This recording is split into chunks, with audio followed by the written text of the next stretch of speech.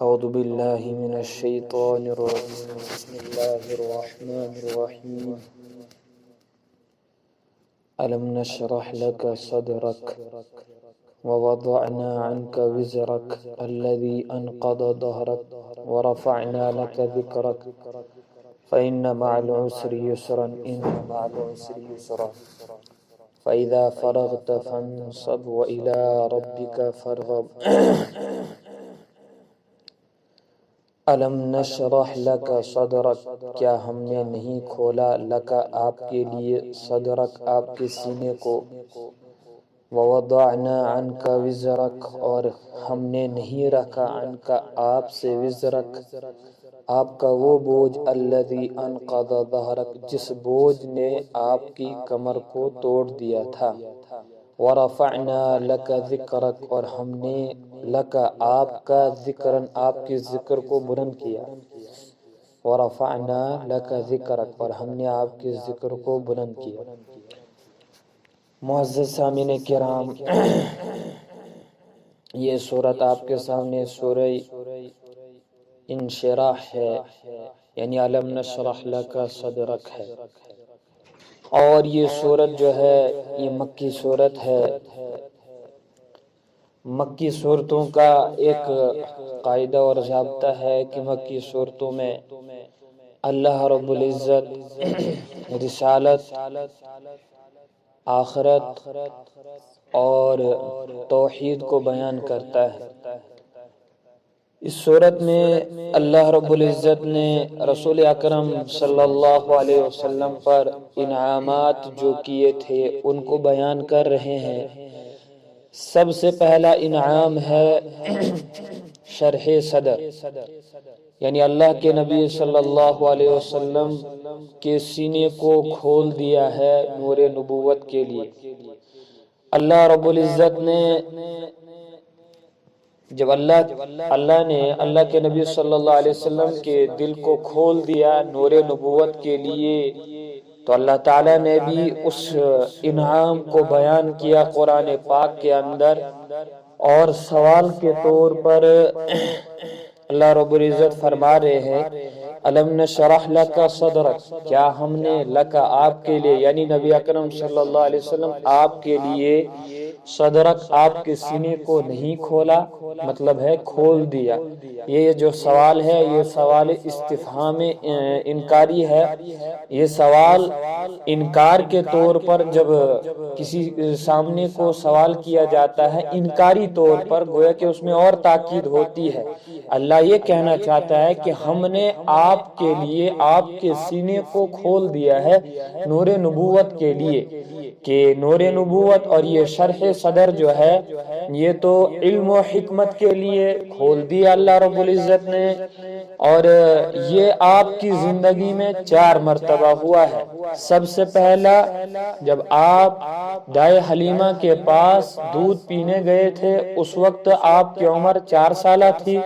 4 سالہ عمر میں آپ کے پاس آپ کے رضائی بھائی عبداللہ بھی تھے، وہ بکریاں چرانے گئے، اور بکریاں چرانے کے لیے جب ان کے بھائی رضائی بھائی حضرت عبداللہ جو تھے، انہوں نے کیا دیکھا کہ 2 آدمی سفید کپڑوں میں آئے اور اللہ کے نبی صلی اللہ علیہ وسلم کو لٹایا، ان کے سینے کو چاک کر دیا، ان کے سینے مبارک کو چاک کرنے کے بعد ان کا سینہ نکالا، اور اس سینے میں سے جو گندگی تھی اس کو باہر نکالا اور اس کو زمزم سے دھویا۔ پھر ان فرشتوں نے یعنی ان کے دل کے اندر جو بچپن کی کھیل تماشے والی زندگی ہوتی ہے، اللہ کے نبی صلی اللہ علیہ وسلم کے دل میں سے اس چیز کو نکال کر زمزم سے اس کو دھویا، پھر اس سینے کو اللہ کے نبی صلی اللہ علیہ وسلم کے سینے مبارک کو پھر اسی جگہ رکھا، اور پھر اس طریقے سے جب ان کے بھائی حضرت عبداللہ نے جب یہ ماجرا دیکھا تو وہ دوڑتے ہوئے دائے حلیمہ کے پاس گئے اور فرمانے لگے کہ میں نے ایک ایسا ماجرا دیکھا ہے۔ تو دائے حلیمہ دوڑتی ہوئی آئی اور گھبراتے ہوئے نبی پاک صلی اللہ علیہ وسلم کو سینے سے لگایا کہ کیا ماجرا ہوا؟ تو نبی پاک صلی اللہ علیہ وسلم تھوڑے سے ڈرے ہوئے تھے، یہ پہلا مرحلہ تھا ان کا، یہ قصہ جو ہے یہ پہلی مرتبہ ہوا۔ تو گویا کہ اس وقت بھی جو بچپنے کی زندگی ہوتی ہے اللہ رب العزت نے اس دل میں سے اس گندگی کو نکال کر زمزم سے دھویا، پھر ویسے ہی اللہ کے نبی صلی اللہ علیہ وسلم کا جو سینے مبارک ہے پھر اسی جگہ رکھا۔ تو اس طریقے سے دوسری مرتبہ جب آپ صلی اللہ علیہ وسلم 20 سال کی عمر میں ہوئے تو ایسا ماجرا ہوا کہ 20 سال کی عمر میں جوانی کا ماحول ہوتا ہے اور انسان گناہوں کی طرف زیادہ رغبت کرتا ہے، تو دل جو ہے وہ گناہوں کی طرف زیادہ رغبت کرتا ہے۔ 20 سال کی عمر میں اللہ رب العزت نے پھر 2 فرشتوں کو بھیجا اور اس کے بعد اللہ کے نبی صلی اللہ علیہ وسلم کے سینے مبارک کو چاک کیا، اور سینے مبارک سے جو یہ گناہوں کی لذت ہوتی ہے یا جو گناہوں کی طرف دل مائل ہوتا ہے، اللہ رب العزت نے اس کے ماہیت اور اس کا جو وہ وہاں گندگی تھی زمزم سے دھویا، پھر ویسے ہی اللہ رب العزت نے فرشتوں کے ذریعے سے اس سینے مبارک کو نبی پاک صلی اللہ علیہ وسلم کے اس جگہ رکھا۔ اس طریقے سے یہ 2 مرتبہ ہوا۔ پھر جب اللہ کے نبی صلی اللہ علیہ وسلم کو معراج کی رات معراج پر بلایا تو پھر بھی اس وقت بھی اللہ کے نبی صلی اللہ علیہ وسلم کے سینے مبارک کو چاک کیا۔ یہ 3 مرتبہ ہوا، اور چوتھی مرتبہ جب آپ کو نبوت سے نوازنا تھا تو نبوت کا جو علم ہے یہ ایک بہت بڑا علم ہے، نبوت کے علم کو سمانے کے لیے دل کا صاف ہونا بھی ضروری ہے، تو اللہ رب العزت نے فرشتوں کے ذریعے سے نبوت یعنی 40 سال کی عمر میں ان کے سینے مبارک کو چاک کیا، پھر سے وہاں نور نبوت اور علم و حکمت کو کی جو جگہ ہے وہاں اس کو آب زمزم سے دھویا، پھر ویسے ہی اسی جگہ رکھا۔ گویا کہ آپ کی زندگی میں 4 مرتبہ ایسا ہوا۔ پھر اللہ رب العزت نے یہ انعام کیا کیونکہ نور نبوت کو ان کے دلوں میں سمایا، اور اسی طریقے سے اللہ رب العزت یہاں ارشاد فرما رہے ہیں الم نشرح لک صدرک، کیا ہم نے آپ کے لیے آپ کے سینے کو نہیں کھولا، ووضعنا عنک وزرک، اور ہم نے رکھ دیا آپ سے وہ بوجھ الذی انقض ظہرک، جس نے آپ کی پیٹھ کو توڑ دیا تھا۔ وہ کون سا بوجھ ہے؟ وہ بوجھ جس نے آپ کی پیٹھ کو توڑ دیا۔ جیسے مثال کے طور پر یہاں انسان کے پیٹھ پر اگر کوئی بوجھ رکھ دیا جاتا ہے تو اس کی پیٹھ جو ہے وہ جھک جاتی ہے، وہ کھڑا ہو نہیں سکتا ہے، تو ایسا بوجھ اللہ کے نبی صلی اللہ علیہ وسلم پر تھا کہ اس کی وجہ سے آپ صلی اللہ علیہ وسلم کی کمر جو ہے وہ جھک جایا کرتی تھی۔ وہ بوجھ کون سا ہے؟ یہاں مفسرین حضرات جو ہے وہ 2 باتیں لکھتے ہیں۔ ایک بوجھ تو وہ ہے کہ نبی اکرم صلی اللہ علیہ وسلم نے کچھ ایسے کام کیے جو مباح اور جائز تھے لیکن عادت خلاف عادت تھے، جو نبی پاک صلی اللہ علیہ وسلم کے مرتبہ اور مقام کے اعتبار سے وہ درست نہیں تھے، کیونکہ ہمارے نزدیک تو وہ درست ہے، ہم عام انسان ہے، لیکن ایک نبی کے لیے اس کام کو کرنا وہ درست نہیں ہوتا ہے۔ وہ مباح اور جائز ہوتے ہیں لیکن پھر بھی طبیعت جو نبی پاک صلی اللہ علیہ وسلم کی جو طبیعت تھی وہ یہ کہہ رہی تھی کہ یہ مصلحت اور عادت کے خلاف ہے، مجھے یہ کام نہیں کرنا چاہیے تھے، لیکن امت اگر اس کام کو کرتی تو اس میں گناہ نہیں ہوتا۔ نبی گناہ سے معصوم اور پاک ہوتے ہیں، محفوظ ہوتے ہیں، نبی گناہ نہیں کر سکتے، لیکن مباح اور جائز کام جو تھے ان کو اگر اللہ کے نبی صلی اللہ علیہ وسلم کر لیتے تھے، اس کی وجہ سے ان کی جو طبیعت تھی وہ تھوڑی سی بے قرار ہو جاتی تھی، تو اللہ رب العزت فرما رہے ہیں کہ آپ کے اگر ایسے کام کوئی ہو جائیں جو آپ کے مقام و مرتبت کے خلاف ہیں تو میں ان کو معاف کر دوں گا، ان کا مواخذہ نہیں کروں گا۔ اس بوجھ کو بھی اللہ رب العزت نے اپنے محبوب نبی اکرم صلی اللہ علیہ وسلم سے اس بوجھ کو ہٹا دیا ہے۔ ایک یہ بوجھ تھا۔ دوسرا بوجھ کہ جب وحی کا سلسلہ نازل ہوا اور اگلی والی صورت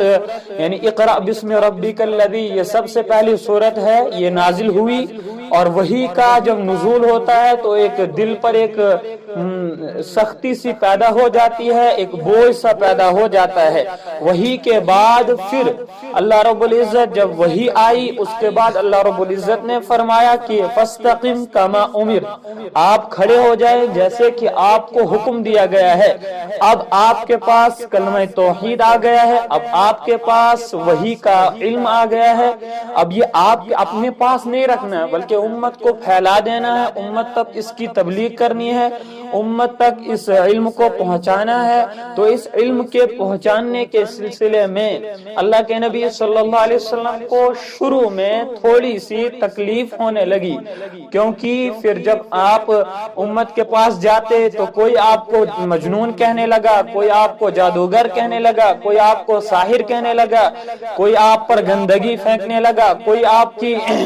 کی بے عزتی کرنے لگا، آپ کی توہین کرنے لگا۔ طائف میں جب اللہ کے نبی صلی اللہ علیہ وسلم گئے تو دین تبلیغ کے سلسلے میں بات کی، لیکن طائف والوں نے کیا ماجرا کیا، ان کو بھگایا، ان کی مہمان نوازی نہیں کی بلکہ ان کو بھگا دیا۔ بھگانے کے بعد ایسا ہی نہیں بلکہ بدماش اور بدصورت لوگوں کو، چھوٹے چھوٹے بچوں کو ان کے پیچھے لگایا کہ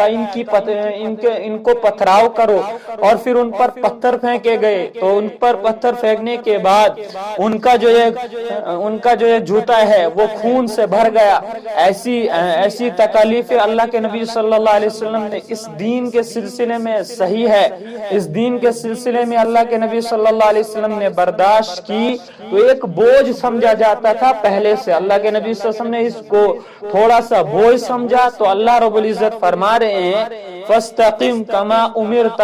آپ کھڑے ہو جائیں جیسے کہ میں آپ کو حکم دے رہا ہوں۔ لیکن اس بوجھ کے ساتھ یہ بوجھ جو تھا یہ تھوڑی دیر کے لیے تھا، اس کے بعد کیا ہوا، انما العسر یسرا، کہ آسانی کے بعد جو مشکل کے بعد آسانی آئے گی۔ یہ پھر جب فتح مکہ ہوا اس کے بعد تمام مشکلات جو تھی وہ آسان ہو گئی، وہ ختم ہو گئی، مشکلاتوں کا